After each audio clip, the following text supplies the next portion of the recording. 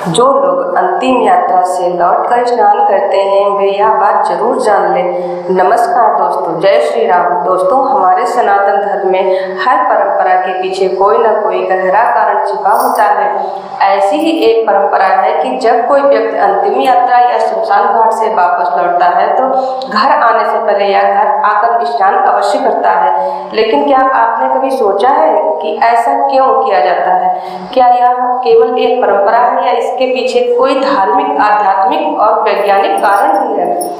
आज की इस वीडियो में हम विस्तार से जानेंगे कि अंतिम यात्रा से लौटकर स्नान क्यों किया जाता है और शास्त्रों में इसके बारे में क्या बताया गया है। दोस्तों, जब किसी व्यक्ति की मृत्यु होती है तो पूरा परिवार और समाज शोक में डूब जाता है। मृत्यु जीवन का एक ऐसा सत्य जिसे कोई भी टाल नहीं सकता। जो जन्म लेता है उसकी मृत्यु निश्चित है। यही बात भगवान श्री कृष्ण द्वारा कही गई कि जो जन्मा है उसकी मृत्यु निश्चित है और जो मरा है उसका पुनर्जन्म भी निश्चित है। सनातन धर्म में मृत्यु के बाद शरीर को पंच तत्वों में विलीन करने के लिए अंतिम संस्कार किया जाता है। जब लोग अंतिम यात्रा में शामिल होते हैं और शमशान घाट तक जाते हैं तब वे मृत्यु से जुड़े वातावरण के संपर्क में आते हैं। इसलिए घर लौटते पर स्नान करने की परंपरा बनाई गई। धार्मिक मान्यताओं के अनुसार मृत्यु के बाद कुछ समय तक उस स्थान पर नकारात्मक ऊर्जा और शोक का प्रभाव बना रहता है। माना जाता है कि स्नान करने से व्यक्ति स्वयं को शुद्ध करता है और घर में सकारात्मक ऊर्जा के साथ प्रवेश करता है।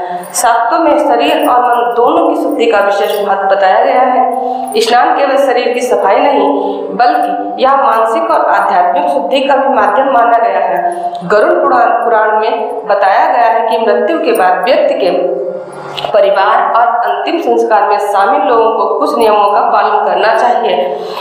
इनमें स्नान करना भी शामिल है। स्नान करने से व्यक्ति असोच की अवस्था से बाहर निकलता है और पुनः सामान्य धार्मिक कार्यों के योग बनता है। दोस्तों, अब इसके वैज्ञानिक कारण को भी समझते हैं। शमशान घाट या अंतिम संस्कार स्थल पर अनेक प्रकार के सूक्ष्म जीवाणु और संक्रमण फैलाने वाले तत्व मौजूद हो सकते हैं। पहले के समय में चिकित्सा सुविधाएं सीमित थी, इसलिए लोगों को स्वास्थ्य की दृष्टि से सुरक्षित रखने के लिए यह नियम बनाया गया कि अंतिम संस्कार से लौटने के बाद स्नान अवश्य किया जाए। स्नान करने से शरीर पर लगे धूल, धुएं और अन्य अशुद्ध कण साफ हो जाते हैं। इसके स्वास्थ्य संबंधी जोखिम भी कम हो जाते हैं। एक और महत्वपूर्ण बात यह है कि अंतिम यात्रा में शामिल होने के बाद व्यक्ति मानसिक रूप से भी दुखी और भारी महसूस करता है। स्नान करने से मन को ताजगी मिलती है और मानसिक तनाव कुछ हद तक कम होता है। हमारे ऋषि मुनियों ने जीवन के हर पहलू को बहुत गहराई से समझा था, इसलिए उन्होंने ऐसी परंपराएं बनाई जो धर्म और विज्ञान दोनों की कसौटी पर खरी उतरती हैं। कई लोग यह भी पूछते हैं कि क्या केवल हाथ पैर धो लेना पर्याप्त है? शास्त्रों के अनुसार पूर्ण स्नान करना अधिक उचित माना गया है। स्नान के बाद स्वस्थ वस्त्र पहनने चाहिए और भगवान का स्मरण करना चाहिए। इससे मन को शांति मिलती है और सकारात्मक ऊर्जा का संचार होता है। कुछ स्थानों पर लोग स्नान के जल में गंगा जल की कुछ बूंदें भी मिलाते हैं। गंगा जल को पवित्र माना गया है और उसकी उपस्थिति को शुद्धिकरण का प्रतीक माना जाता है। दोस्तों, यह भी ध्यान रखना चाहिए कि इन परंपराओं का उद्देश्य किसी को डराना नहीं है। इनका मुख्य उद्देश्य व्यक्ति की शारीरिक, मानसिक और आध्यात्मिक शुद्धि है।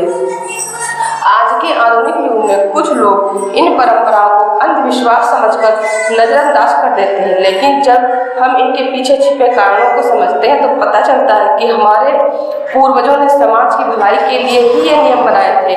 मृत्यु हमें यह भी याद दिलाती है कि यह जीवन क्षण भंगुर है। धन, पद, प्रतिष्ठा और अहंकार सब यहीं रह जाते हैं।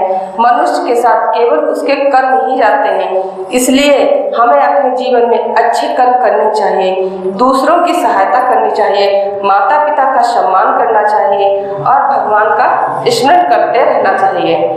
दोस्तों, अंतिम यात्रा से लौटकर स्नान करना केवल एक परंपरा नहीं बल्कि शुद्धि, स्वार्थ, अनुशासन और आध्यात्मिक जागरूकता का प्रतीक है। यदि आप भी सनातन धर्म की ऐसी रोचक और ज्ञानवर्धक बातें जानना चाहते हैं तो वीडियो को लाइक करें, चैनल को सब्सक्राइब करें और कमेंट में लिखें। जय श्री राम। धन्यवाद। जय श्री राम।